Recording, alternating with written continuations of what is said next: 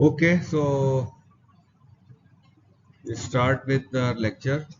कल हम ये we were talking about the grain of the fact table. इसमें जैसे हमने देखा था कितनी किस्म के टेबल होते हैं? दो तरह के। कौन कौन सी टाइप?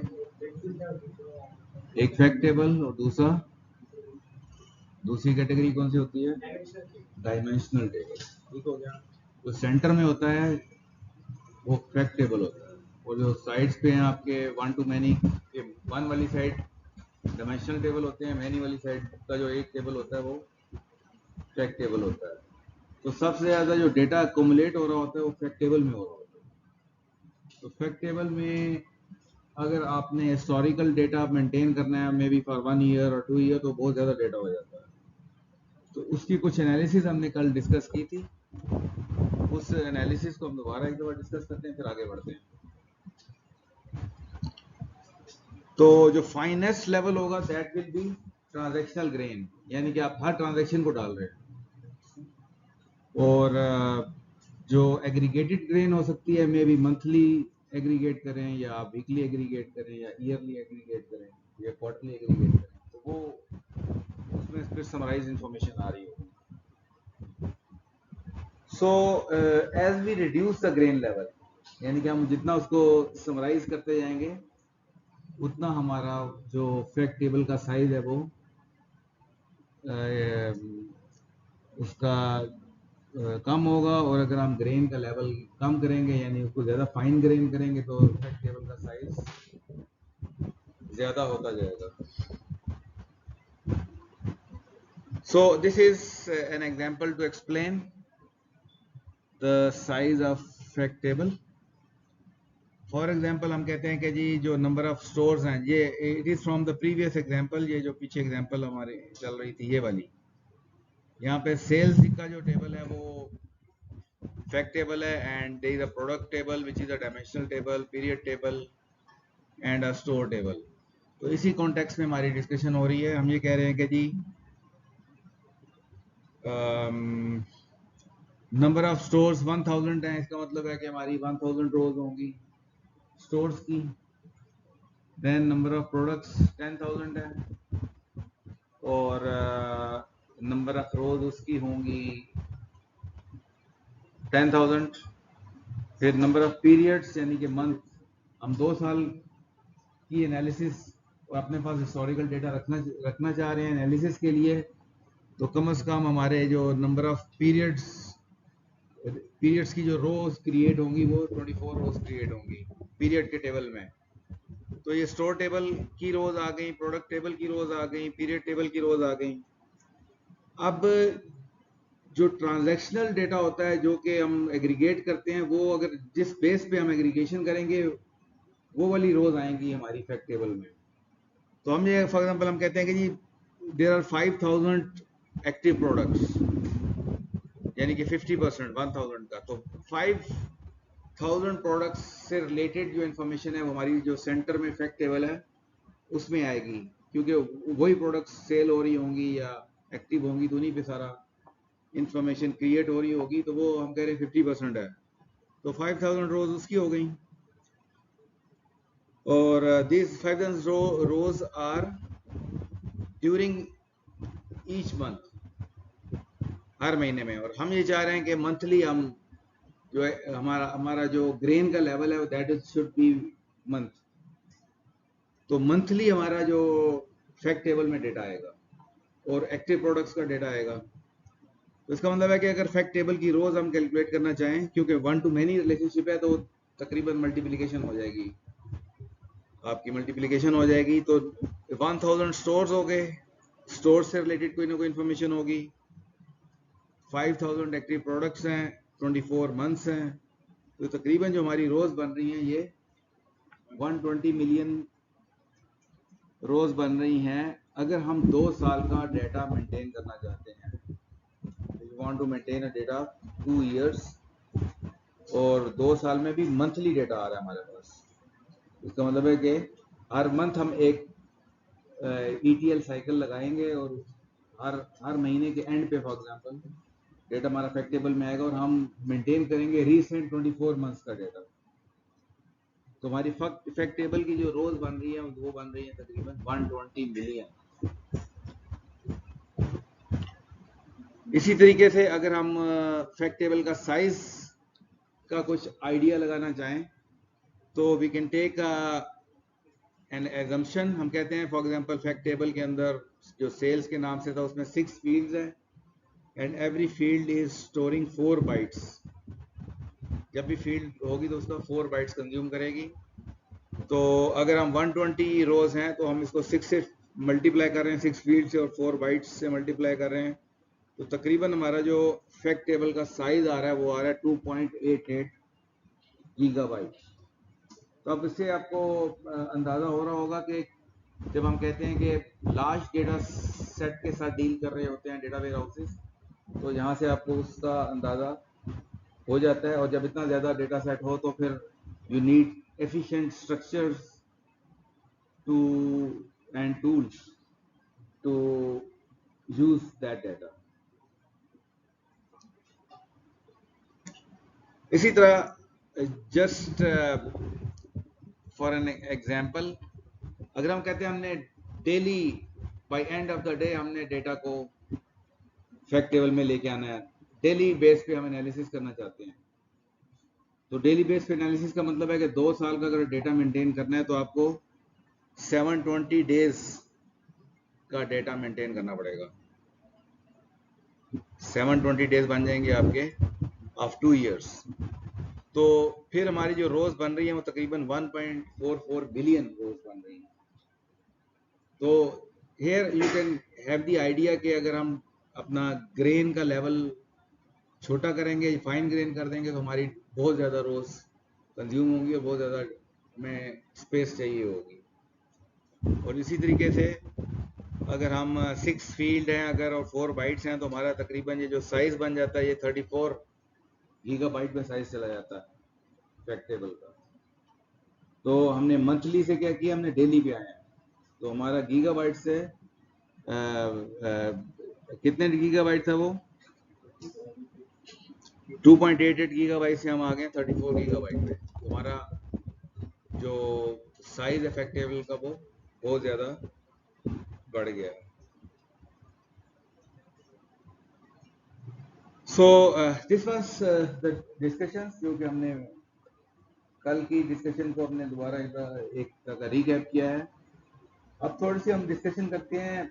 आमतौर से जब डेटा वेयर हाउसेज में हमें जो एनालिसिस करते हैं उसके लिए OLAP टूल्स अवेलेबल होते हैं हमारे पास। OLAP stands for online analytical processing. तो इसके OLAP का एक कॉन्सेप्ट होता है, डेटा वेयर हाउस में हम OLAP टूल्स होते हैं उनको यूज करते हैं। तो just a little idea about these tools. OLAP क्या होता है? OLAP is a technology for analyzing multi-dimensional data from various perspectives. तो जनरली जब हम ट्रांजैक्शनल डेटाबेसेस में काम कर रहे होते हैं तो इट्स अ 2 डायमेंशनल, आपका रोज हैं और कॉलम है। लेकिन जो है हम जब एनालिसिस करते हैं तो कई दफ़ा हम 2 से ज़्यादा डायमेंशंस में भी डेटा को सेव कर लेते हैं या स्टोर कर सकते हैं, ताकि हम ज़्यादा कंप्रीहेंसिव किस्म की एनालिसिस कर सकें। जैसे आपने डिफरेंट AI टूल्स में देखा है, मल्टीपल डायमेंशंस क्रिएट हो जाती हैं और मल्टीपल डायमेंशन से आप मल्टीपल मुख्तलिफ किस्म के डेटा कैलकुलेट कर सकते हैं। So it enables users to perform complex calculations, aggregations, slicing, dicing, ये मैं आगे डिस्कस करूंगा, टू अनकवर इनसाइट्स। तो ये स्लाइसिंग, डाइसिंग वगैरह इस तरह के जो कॉन्सेप्ट्स हैं ये मैं भी आगे I am going to discuss this. अब OLAP जो है इसमें 2 तरह की कॉन्सेप्ट्स आते हैं आजकल, ROLAP and MOLAP। ROLAP stands for relational OLAP and MOLAP stands for multi dimensional OLAP। तो जिस यानी कि in any of these 2 ways you can implement OLAP, the concept of OLAP। और कोई हाइब्रिड भी हो सकता है कि कुछ पार्ट्स को आपने में ROLAP लगाया, कुछ पार्ट्स में आपने MOLAP यूज किया है। तो आर ओलैप क्या है? OLAP tools that view the database as a traditional relational database in either star schema or other normalized or denormalized set of tables. तो अभी तक जो हमने एग्जांपल पीछे देखी है, that was typically an example of ROLAP. एक star schema बनाया हमने, उसमें सारे रिलेशनल डेटाबेसेस के कॉन्सेप्ट, SQL चल लग रही है, उसके ऊपर सारे काम हो रहे हैं। तो प्योर एसक्यूएल बेस्ड जो हम एनालिसिस करने के लिए स्ट्रक्चर बनाते हैं, that falls under R OLAP. दूसरा आ जाता है multi dimensional OLAP. OLAP tools that load data into intermediate structure usually in 3 or higher dimensions of data। तो इसमें फिर क्यूब का एक कॉन्सेप्ट बड़ा इन है कि हम क्यूब्स बना लेते हैं। क्यूब का मतलब है 3 डायमेंशन में डेटा को रखते हैं, उसमें हम ज़्यादा कंप्रिहेंसिव एनालिसिस कर सकते हैं। लेकिन जैसे आपको ऑलरेडी एआई में हल पढ़ रहे हैं ना आप लोग, तो उससे आपको अंदाजा होगा कि मल्टीपल डायमेंशंस में भी डेटा रखा जा सकता है। अब मल्टीपल डायमेंशनल मॉडल को हम थोड़ा सा डिस्कस करते हैं कि जब हम मल्टीपल डायमेंशन में अगर डेटा रखें तो हम किस किस्म के ऑपरेशंस एडिशनली कर सकते हैं। तो ये typical, these are some names of the operations. For example, roll up, drill down, slice, dice, and pivot. So these are some of the operations that can be done on multi-dimensional data. Roll up क्या होता है? Roll up, these are simple concepts. आपको मैं आगे examples भी दिखाता हूँ। Roll up means moving the concept hierarchy. For example, moving up. For example, city level से आप एग्रीगेट करके कंट्री लेवल पे डेटा को समराइज कर लें, तो ये एक तरह का कॉन्सेप्ट है, रोल अप का कॉन्सेप्ट है कि आपने क्यों, because a country can have many cities, तो सिटी लेवल का डेटा है तो आप उसको एग्रीगेट करके कंट्री लेवल का डेटा बना लें, तो it is a basically rolling up कहते हैं। और इसका जो इनवर्स है that is drill down, moving down the concept hierarchy, for example from country level to city level। country level पे डेटा अवेलेबल है आपके पास, लेकिन आप ज़्यादा डिटेल में जाना चाहते हैं तो आप उसको ज़्यादा फाइन ग्रेन ले आएंगे सिटी लेवल की एनालिसिस के लिए। तो ये कॉन्सेप्ट है ड्रिल डाउन का कॉन्सेप्ट। फिर slice is selecting a specific subset. Slice का मतलब कट करना, तो एक सबसेट अगर डेटा का उठाते हैं आप तो उसके लिए टर्म हम यूज करते हैं स्लाइस की। Slice is specific subset of data based on particular dimensional value. For example sales एक डायमेंशन है, लेकिन हम किसी स्पेसिफिक प्रोडक्ट की सेल्स को देखना चाहते हैं, तो हमने क्या किया, सेल्स पे को किसी स्पेसिफिक प्रोडक्ट पे कट कर लिया या स्लाइस कर लिया, तो ये स्लाइस का कॉन्सेप्ट है। फिर डाइस का कॉन्सेप्ट क्या है?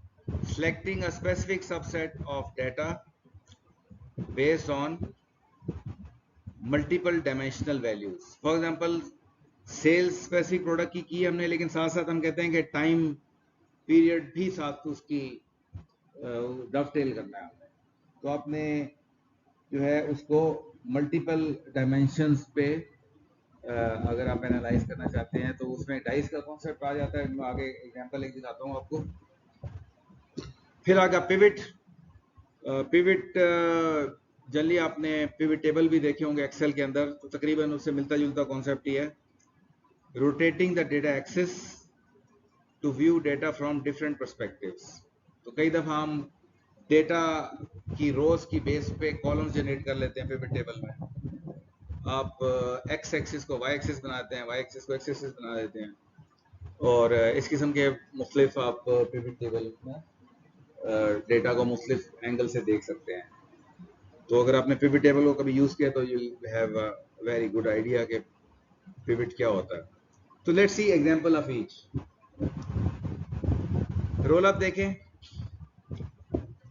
रोल अप फॉर एग्जांपल यहाँ पर यह है कि आपके नाम लिखे हुए हैं, नेम्स, तो हर नेम की डिफरेंट समरी आ रही है कि जॉन ने जनवरी में कोई 10 आइटम लिए या दिए, फरवरी में कुछ नहीं किया, मार्च में कोई 4 आइटम्स लिए, फिर हेनरी आ गया। तो आपका बेसिकली नेम वाइज आपका डेटा अवेलेबल है और आपको नज़र आ रहा है कि कॉलम्स आपके मंथ वाइज बने हुए हैं। तो हमने क्या किया है, हम कहते हैं कि ये हमें नेम वाइज डेटा नहीं चाहिए, हम मंथ वाइज एनालिसिस करना चाहते हैं। तो हमने क्या किया कि नेम डायमेंशन को रिमूव कर दिया। तो अब ये इसका मतलब है कि 2 डायमेंशनल से हमारा 1 डायमेंशनल डेटा बन गया है। सिंगल रो आ गई है, इट इज 1D डेटा। तो हमें ओवरऑल समरी आ रही है हमारे पास मंथ वाइज। क्या क्या हुआ, सारा डेटा ऐड हो गया, सम हो गया, तो आपको मंथ वाइज एग्रीगेशन डेटा आ गया। तो एक तरह क्या हुआ, हमने एक डायमेंशन रिमूव कर दिया, एक डायमेंशन नेम की डायमेंशन हमने रिमूव कर दी है, सिर्फ मंथ की डायमेंशन रह गई है।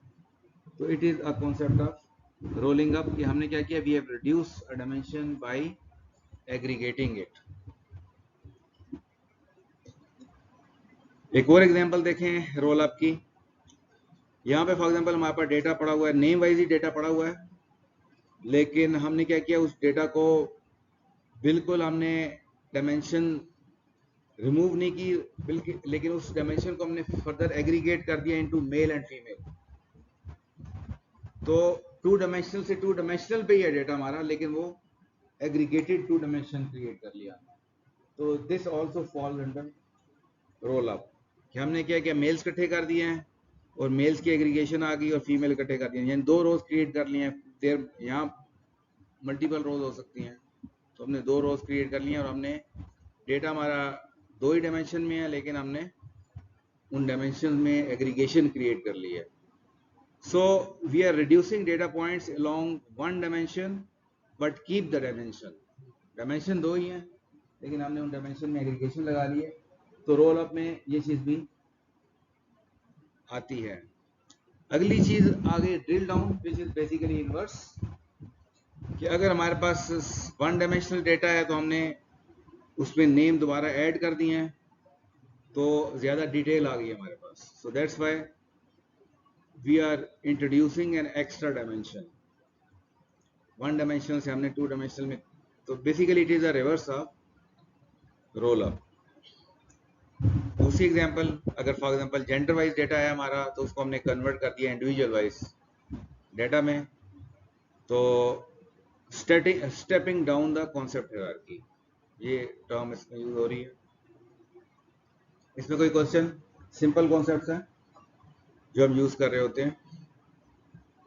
यहाँ पे अगर आप देखें तो हमारे पास इनिशियली डेटा अवेलेबल था, 2D में ही था डेटा, लेकिन हमारा ब्रांड वाइज था डेटा कि ब्रांड सॉफ्ट टॉवल की सेल इतनी हुई है, सॉफ्ट टॉवल 2 पैक की सेल 75 की है, सॉफ्ट टॉवल 3 पैक की $100 है, सॉफ्ट टॉवल 6 पैक की $50 है। लेकिन हमने क्या किया, हम जरा ज्यादा डिटेल में जाना चाहते हैं, हम देखना चाहते हैं कि किस कलर की क्या सेल हुई है। तो हमने क्या किया, हमने कलर की एक डायमेंशन बीच में ऐड कर दिया है, और उससे क्या हुआ कि अब हमें पता है कि व्हाइट सेपरेट हमें इंफॉर्मेशन आ रही है, येलो की सेपरेट आ रही है, पिंक की सेपरेट आ रही है। तो हमने क्या किया कि हमने उसको ड्रिल डाउन किया है by adding down in the ladder. अच्छा जी, स्लाइस का क्या कॉन्सेप्ट है? जैसे आपको एक तरह का क्यूब नजर आ रहा है, ओ लैब में हम क्यूब की फॉर्म में भी डेटा रख सकते हैं। तो हियर अगर हम ए डायमेंशन रिड्यूस कर दें तो हमारे पास कौन सी डायमेंशन रह जाएगी? सिर्फ बी और सी की डायमेंशन रह जाएगी। तो हमने एक डायमेंशन रिमूव कर दी, तो डेटा हम सिर्फ 2 डायमेंशन में देख रहे हैं। तो this is basically a concept of slice. यहाँ पे अगर आप देखें प्रैक्टिकल एग्जांपल, कि फॉर एग्जांपल हमारा डेटा पड़ा हुआ है क्यूब में, एक डायमेंशन आपकी प्रोडक्ट की है, एक डायमेंशन मंथ्स की है और एक डायमेंशन मेजर की है। 3 डायमेंशन हैं डेटा। अब प्रोडक्ट की डायमेंशन में हम कहते हैं हमने स्पेसिफिक प्रोडक्ट देखनी है, दैट इज शूज। तो शूज को हमने बीच में से एक्सट्रैक्ट कर लिया है, तो शूज को हम 2D में देख सकते हैं, क्योंकि ये सिर्फ शू का डेटा है।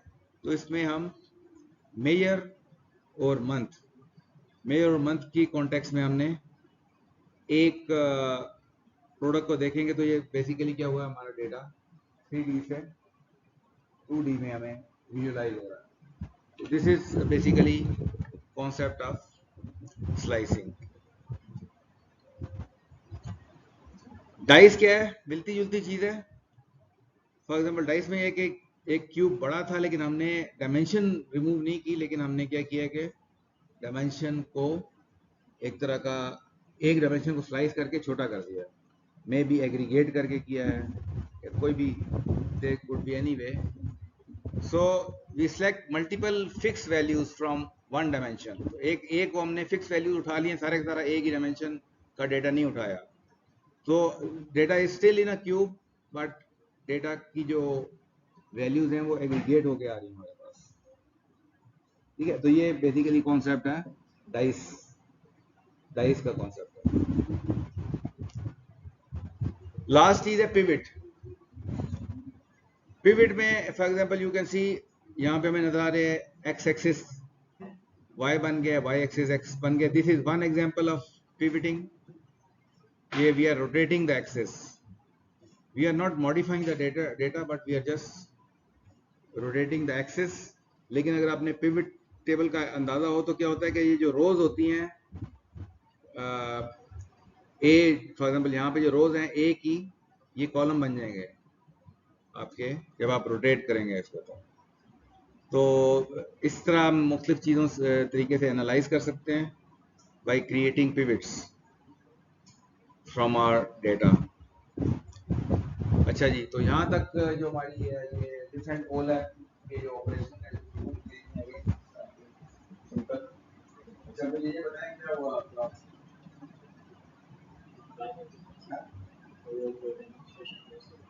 प्रोजेक्ट का?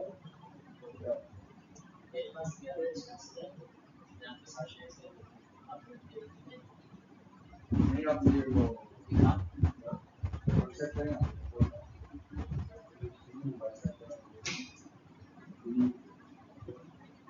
लाइक आपने ये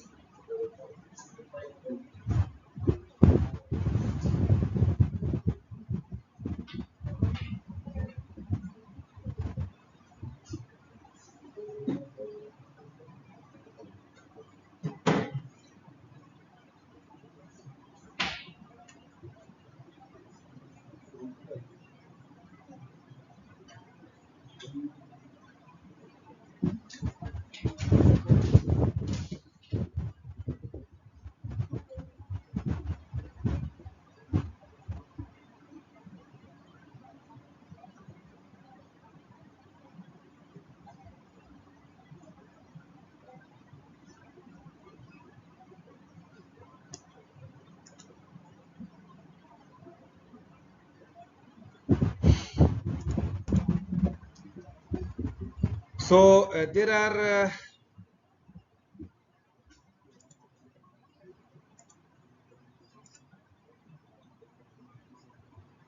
three popular data warehouse architectures.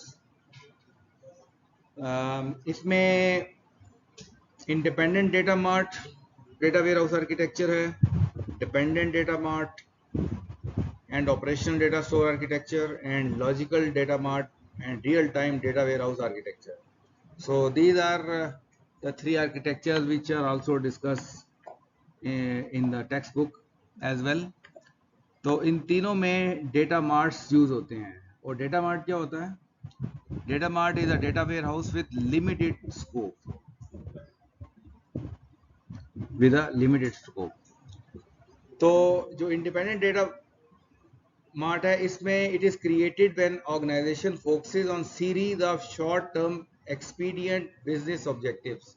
मतलब यह है कि आप इंडिपेंडेंट डेटा मार्ट्स उस वक्त हम यूज करते हैं जब ऑर्गेनाइजेशन के पास इतना बजट नहीं होता आमतौर से, या उन्होंने पूरा होलसम जो लैंडस्केप है उनकी ऑर्गेनाइजेशन का वो कवर नहीं करना होता। वो फिर ये करते हैं कि वो प्लान कर लेते हैं development of their data warehouse in some series steps कि टाइम वाइज हम जी इस साल ये डेटा इस चीज़ का डेटा मार्ट बनाएंगे, अगले साल ये बनाएंगे, अगले साल ये बनाएंगे, या आप क्वार्टरली प्लान कर लेते हैं, या 6 मंथली प्लान कर लेते हैं, ईयरली प्लान कर लेते हैं। यानी पूरे का पूरा डेटा वेयर हाउस आप एक ही गो में नहीं बनाते।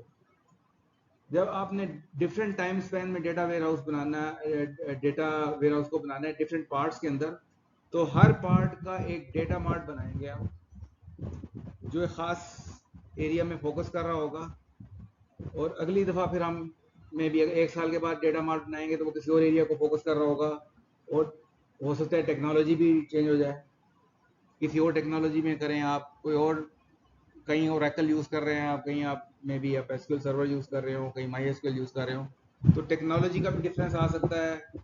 उनका आपस में कोई बहुत ज़्यादा सिंक्रोनाइजेशन नहीं होगी, क्योंकि वो डिफरेंट टाइम स्पैन में बने हुए होते हैं, इसीलिए उनको इंडिपेंडेंट भी कहते हैं कि उनकी आपस में कोई रिलेशनशिप भी नहीं होता। This is the reason we say that these are independent data mart data warehouses. यानी इसके अंदर मल्टीपल डेटा मार्ट हो सकते हैं, but they are independent because they are not created simultaneously with single vision और single plan. हर data mart के लिए हमने सेपरेट प्लान बनाया और सेपरेट उसको डेवलप किया है, और ऐसा ऐसा हम डेटा वेयर हाउस में ऐड करते जाते हैं। तो इस किस्म का जो एक्टिविटी होती है या आर्किटेक्चर बनता है, उसको हम independent data mart based architecture कहते हैं। दूसरा है dependent data mart architecture and operational data store. It is created when organization wants to maintain centralized repository of analysis. जब आपने एक ही गो में डेटा वेयर हाउस बनाना हो तो फिर हम डिपेंडेंट डेटा मार्ट बनाते हैं। ये एक ही गो में एक होलसम प्लान के तहत बनाए जाते हैं, और ये एक डेटा रिपोजिटरी से सारे के सारे फीड हो रहे होते हैं, और आगे फिर यूज़र एनालिसिस भी उस तरीके से हो जाती है। तो ऑब्वियसली इसके बहुत से एडवांटेजेस हैं ओवर इंडिपेंडेंट डेटा मार्ट्स। तीसरा है logical data mart and real time data warehouse architecture. तो इसके अंदर जो बुनियादी चीज़ है कि it organizes organization prefers real time data warehouse architecture when they require virtual views। यानी आपका रन टाइम पे data real time data view create हो रहे होते हैं फ्रॉम ऑपरेशनल डेटा। तो अब फिर व्यू का कॉन्सेप्ट हमने पढ़ा, जैसे कि व्यूज क्रिएट होते हैं रन टाइम पे, तो उस किस्म के कॉन्सेप्ट इसके अंदर डाला जाता है। तो इसमें रियल टाइम आपका जो डेटा है वो आपको नज़र आता है, और that helps us in various decision making. तो ऑब्वियसली ये बहुत ज़्यादा एक्सपेंसिव होता है, इसमें बहुत हाई एंड आपको हार्डवेयर यूज़ करना पड़ता है ताकि आपका रियल टाइम में आपकी सारी ETL प्रोसेस रन हो रहा हो और रियल टाइम में आपको समरीज जनरेट हो रही हो। तो it is an expensive option. अब इनको हम थोड़ा थोड़ा अगर हम with the help of diagram इसको हम थोड़ा सा डिस्कस करते हैं। Independent data mart is filled with data extracted from operational environment using ETL process without benefit of data warehouse।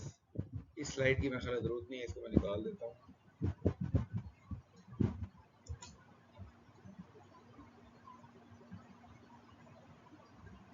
So we start our discussion from here।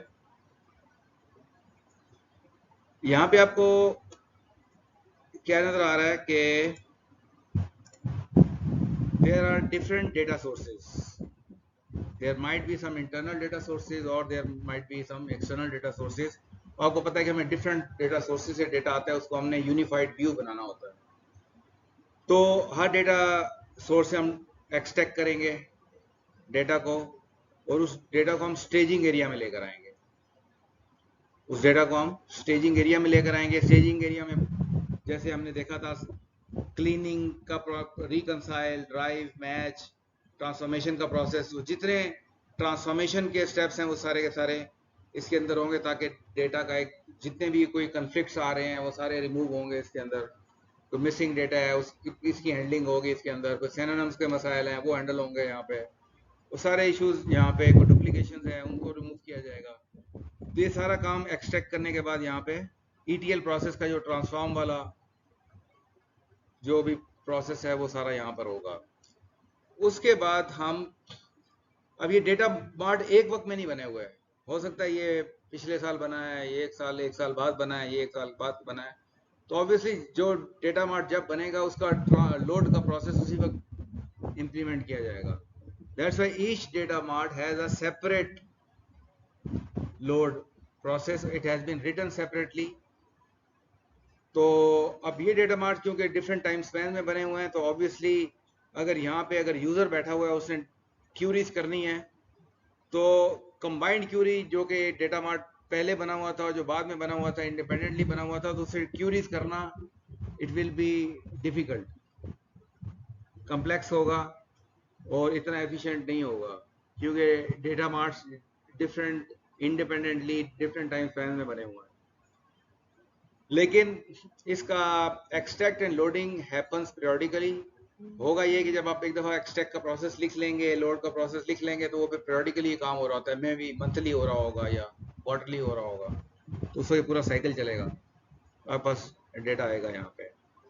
और based on these data marts फिर आप OLAP के tools use कर सकते हैं, जैसे मैंने पीछे डिस्कस किया है, और मुख्तलिफ व्यूज़ बना सकते हैं, विजुलाइज कर सकते हैं, समरीज बना सकते हैं, ट्रेंड बना सकते हैं, ग्राफ बना सकते हैं। वो सारे काम फिर आपके एंड यूज़र प्रेजेंटेशन टूल्स करेंगे by extracting data from different data marts. अब इसके बेनिफिट्स क्या हैं इंडिपेंडेंट डेटा मार्ट्स के? पहली चीज़ है decentralisation, because each data mart is developed and manage independently. हर एक को डिफरेंट टाइम स्पैन में डेवलप किया गया है, तो छोटा सा पार्ट था जिसको इम्प्लीमेंट किया गया, तो एक तरह की डिसेंट्रलाइजेशन है। हो सकता है आपने डिपार्टमेंट वाइज डिवाइड कर दिया हो कि जी डिपार्टमेंट X कब बनाएंगे इस साल, डिपार्टमेंट Y का अगले साल बनाएंगे, डिपार्टमेंट Z का अगले साल बनाएंगे। तो it allows faster development cycle and more focus customization.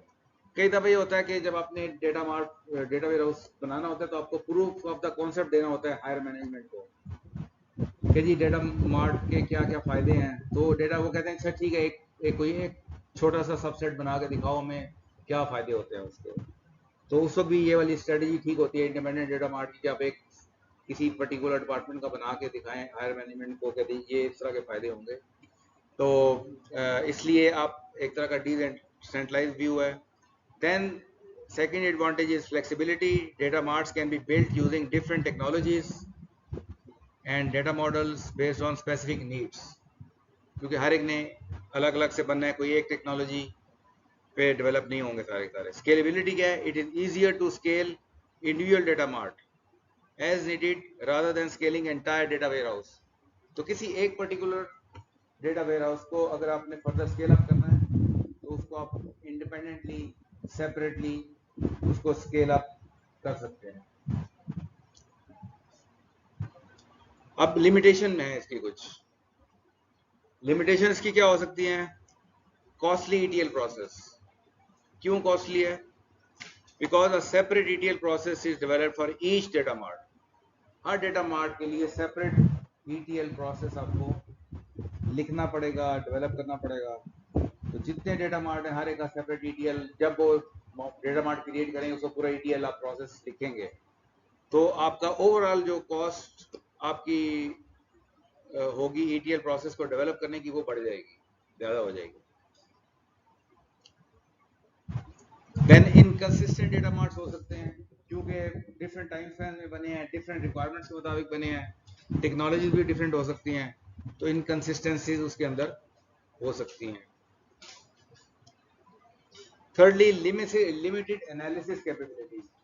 वजह वो है कि data mart different time span में बने हैं, तो एंड यूजर इंटीग्रेटेड व्यू उसके लिए क्रिएट करना from different data marts, that might be difficult. तो इस वजह से उसकी जो एबिलिटी है वो लिमिटेड हो जाती है। Then costly scaling. अगर सबको आप स्केल अप करना चाहें एक ही वक्त में, तो वो क्योंकि टेक्नोलॉजीज डिफरेंट है, तो आपकी स्केलिंग अगर आपने इकट्ठा सबको स्केल अप करना है, तो that is going to be costly. अब जो दूसरी कैटेगरी आ जाती है, that is called dependent data marts. Dependent data mart में भी आपको यही 4 बॉक्सेस नजर आ रहे हैं। पहले तो वही है, there are different data sources, internal हैं, एक्सटर्नल हैं, हर एक से सेपरेटली एक्सट्रैक्ट करना है डेटा। लेकिन यहाँ पे आके डिफरेंस आ जाता है कि यहाँ पे डेटा स्टेजिंग एरिया और ऑपरेशनल डेटा स्टोर हम बना रहे हैं इस स्टेज पे, जिसमें ट्रांसफॉर्मेशन का प्रोसेस होगा। और उसके बाद हम सेपरेट लोडिंग, हर एक डेटा वेयर हाउस की सेपरेट लोडिंग नहीं है, बल्कि हम एक एंटरप्राइज डेटा वेयर हाउस बनाते हैं और सिंगल लोड का प्रोसेस लिखते हैं इसके लिए। और उसके बाद फिर जब एक यूनिफाइड व्यू हमारे पास आ जाता है तो फिर हम हर पर्टिकुलर सब्जेक्ट के लिए डिफरेंट डेटा मार्ट्स, आप यूनिफाइड व्यू से डिफरेंट डेटा मार्ट्स बनाते हैं।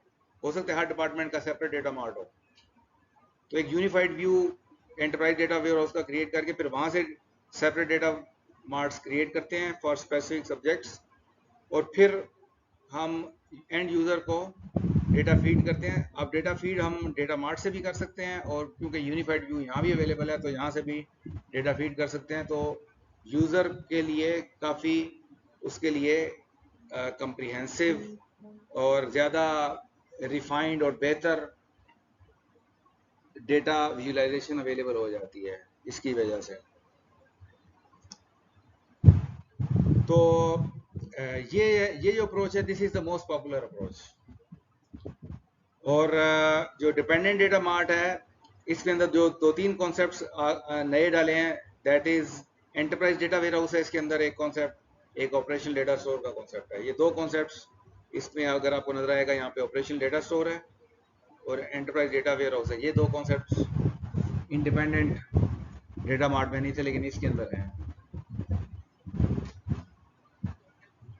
अब एंटरप्राइज डेटा वेयर हाउस क्या कर रहा होता है?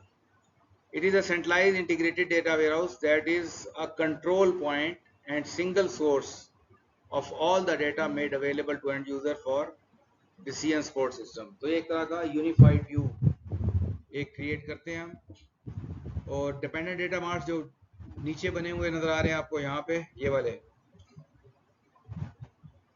a data mart filled exclusively from an enterprise data warehouse and its reconciled data.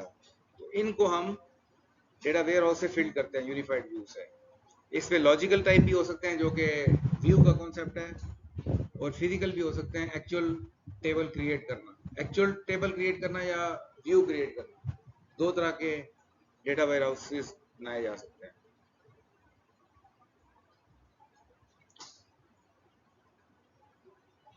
इसमें थोड़ा सा अगर हम देखें ऑपरेशनल डेटा वेयर हाउस में क्या हो रहा होता है। Operational data warehouse is an integrated, subject-oriented, continuously updatable, current valued with recent history. यानी इसके अंदर आप ये फॉर एग्जांपल आप कहते हैं जी 1 हफ्ते का डेटा, इसके अंदर जो ऑपरेशनल डेटा है वो 1 हफ्ते का डेटा इसमें हमेशा रहेगा। रीसेंट 1 वीक डेटा या रीसेंट 1 डे डेटा, ये इस तरह का कॉन्सेप्ट है कि जो ऑपरेशनल डेटा होगा वो सारे का सारा आप इधर लाएंगे, लेकिन वो बहुत कम ड्यूरेशन का होगा, maybe 1 week, maybe 1 day, इस तरह करके। It serves operational users as they do decision support processing. अब ODS में क्या होता है, इट इज अ वोलेटाइल, क्योंकि ये बहुत कम ड्यूरेशन का डेटा होता है, लेकिन होता रीसेंट डेटा, बिल्कुल द मोस्ट रीसेंट डेटा होता है। So it is current only recent history data. The same query against ODS very likely will yield different results at different times. एक दिन पहले हो सकता है, अगर 1 डे का आपने डेटा रखा हो तो एक दिन कोई और रिजल्ट आ रहे होंगे, एक दिन बात करेंगे तो अगर डेटा चेंज होगा तो कोई और रिजल्ट मिलेगा आपको, क्योंकि it doesn't have a deep history. Deep history का मतलब है कि ज्यादा 2 साल का हिस्ट्री इसके अंदर नहीं होगी या 1 साल की हिस्ट्री नहीं होगी, इसके अंदर सिर्फ रिसेंट डेटा होगा। ODS also serves as staging area for loading data into enterprise data warehouse. तो जैसे आपको यहाँ पे नजर आ रहा है कि ये इसमें मोस्ट रिसेंट डेटा होगा, अगर 1 डे का डेटा भी कहते हैं। उसके बाद ये एक तरह का स्टेजिंग एरिया है। एक्चुअल डेटा हिस्टोरिकल पर्सपेक्टिव से डेटा फिर यहाँ पे आएगा इस जगह पे।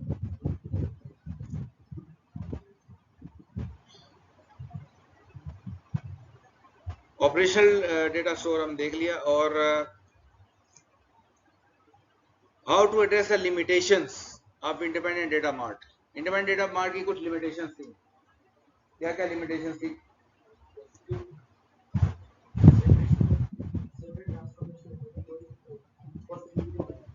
बिल्कुल, एक ये लिमिटेशन, 4 लिमिटेशन थी।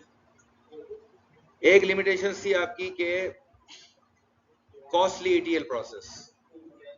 एक कॉस्टली ईटीएल प्रोसेस था कि ईटीएल हर एक का सेपरेट लिखना पड़ रहा है आपको, जिसकी वजह से उसका जो ओवरऑल कॉस्ट है ईटीएल प्रोसेस लिखने की वो ज्यादा हो जाती है। दूसरी लिमिटेशन थी इनकंसिस्टेंट डेटा मार्ट, क्योंकि data mart different time span में डेवलप हो रहे हैं, इसलिए उनके दरमियान में इनकंसिस्टेंसीज होती है। तीसरी थी कि इसकी एनालिसिस कैपेबिलिटी आपकी लिमिटेड होती है, क्योंकि डेटा मार्ट से इंडिपेंडेंट है, उनसे कंबाइंड व्यू लेके एनालिसिस कंबाइन करना वो दैट इज नॉट वो इतना इफेक्टिव नहीं होता। तो अब ये लिमिटेशंस कैसे इसकी वजह से दूर हो रही हैं? It is addressed by loading the dependent data marts from enterprise data warehouse, क्योंकि अब एक कॉमन यूनिफाइड व्यू बनाया हुआ हमने एंटरप्राइज डेटा वेयरहाउस से, और पीछे से एंटरप्राइज डेटा वेयरहाउस से हमका एक हमने पूरा कंबाइंड व्यू बनाया है। उसकी वजह से आपको एक्सट्रैक्शन तो हर एक की सेपरेट लिखनी पड़ रही है, लेकिन लोडिंग प्रोसेस एक ही है, बार बार नहीं लिखना पड़ा। एक लोडिंग प्रोसेस है जो कि EWD को लोड करता है, which is central integrated data warehouse that is control point of single version of truth। तो अगर आप यहाँ पे देखेंगे तो यहाँ पे सिंगल लोड प्रोसेस है, मल्टीपल लोड नहीं है। तो ये मल्टीपल एक्सट्रैक्शन है, लेकिन लोड एक ही है और ये इसको लोड करता है। और ये यूनिफाइड व्यू क्रिएट जब हो जाता है तो उसके बाद फिर उसको दोबारा सेग्रीगेट करना इनटू डिफरेंट सब्जेक्ट्स वो काफी सिंपल हो जाता है काम।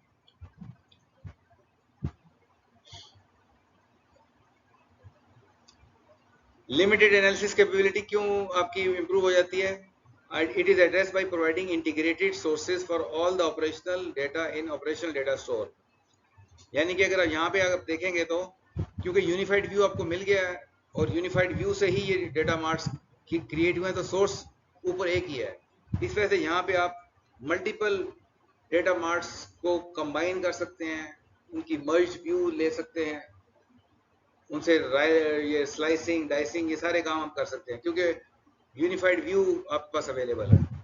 इसलिए आपकी जो एनालिसिस की कैपेबिलिटी है वो बहुत ज़्यादा बढ़ जाती है। Dependent data marts and operational data store architecture is also called corporate information factory। ये एक alternate name है इसका, ये भी कहते हैं इसको। एक बार जो तीसरी टाइप का डेटा मार्ट है, it is a logical data mart and near real time data warehouse. अब इसमें देखें एक्सट्रैक्ट का प्रोसेस वैसे ही है, there are different data sources internal और एक्सटर्नल, लेकिन यहाँ पे आपकी एक स्टेज कम हो गई है। आपने क्या किया, दो स्टेजेस को, मिडिल की स्टेजेस को कंबाइन कर दिया। आपने data staging operational data store को जो डिपेंडेंट डेटा मार्ट में था उसको, और डेटा और मेटा डेटा स्टोरेज एरिया, इन दोनों को आपने कंबाइन करके एक स्टेज में ले आए हैं। और ये सारा रियल टाइम में हो रही होगी। इसका मतलब है जो ट्रांसफॉर्मेशन और लोडिंग है ये वाले काम रियल टाइम में हो रहे होंगे। इसके लिए you need expensive hardware, expensive resources चाहिए, ताकि वो आपका बैच वाला नहीं होगा जी महीने बाद या एक दिन के बाद या एक हफ्ते के बाद, ये रियल टाइम हो रहा होगा। तो obviously this is the reason, इसके लिए आपको बड़ा एक्सपेंसिव हार्डवेयर यूज करना पड़ेगा, और ये आपका हर वक्त अप टू डेट होगा, near real time up to date होगा। और जब एक ही सिंगल पिक्चर आपके अवेलेबल है तो आप उसको यूजर के लिए भी यहाँ पे एनालिसिस करना और ज्यादा हो जाएगा, पावरफुल और आसान हो जाएगा। तो इसमें जो दो टर्म यूज हो रही है, एक टर्म यूज हो रही है लॉजिकल डेटा मार्ट की, दूसरी टर्म यूज हो रही है नियर रियल टाइम की। इसको थोड़ा सा हम डिस्कस कर लेते हैं। लॉजिकल डेटा मार्ट का मतलब क्या है कि ये एक तरह का व्यू क्रिएट होता है, जो कि रन टाइम पे नियर रियल टाइम करना है तो आप सेपरेटली डेटा सेव नहीं कर रहे होते टेबल्स के अंदर, आप रन टाइम व्यू क्रिएट कर रहे होते हैं क्यूरीज के जरिए। तो it's create bye relational view. There is not a physical separate database, but rather different relational views of one slightly denormalized relational data warehouse। तो मतलब ये है कि ये जो जितने डेटा मार्ट्स बने हुए हैं ये सारे व्यूज बने हुए हैं, और ये यहाँ पे एक्चुअल फिजिकल डेटा यहाँ पड़ा हुआ है, और ये सारे नीचे उसके व्यूज क्रिएट हुए हुए हैं मुख्तलिफ data subject wise. New data marts can be created quickly, क्योंकि आपने एक नया व्यू क्रिएट करना है तो फौरन क्रिएट कर लेंगे आप, and it is always up to date. और real time data warehouse का जो कॉन्सेप्ट इसमें यूज हो रहा है, इसका क्या मतलब है? It is an enterprise data warehouse that accepts near real time feed of transactional data from the system of records. इसके पॉसिबल यूज केसेस क्या हो सकते हैं? Just in time transportation of rerouting of deliveries, e commerce, trigger to an email promotion message before user sign of.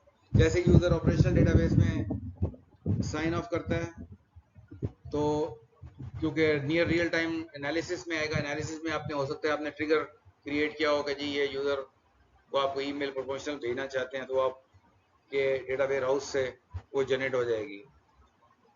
Cell person who monitor KPIs in real time, fraud detection in credit card transaction. तो इस किस्म के real time के जो काम है वो आप किस तरह का डेटा वेयर हाउस क्रिएट करके कर सकते हैं। ये इस किस्म के डैशबोर्ड्स हमारे बन जाते हैं यूजर के लिए। डिफरेंट टूल्स अवेलेबल होते हैं हमारे पास ये डैशबोर्ड बनाने के लिए। तो एग्जाम्पल प्रोडक्ट्स डैशबोर्ड बनाने वाली को नाम बताएं। और माइक्रोसॉफ्ट के कौन से आ रहे हैं आजकल? BI डैशबोर्ड हैं आजकल, काफ़ी ऑनलाइन काम भी मिल जाता है इसको। ठीक है, वो सारे इस किस्म की चीज़ें यूज़ हो सकती हैं इसके लिए। So this ends the course. अगले वीक में रिवीजन होगी, जो इंटरेस्टेड हो दे कैन कम।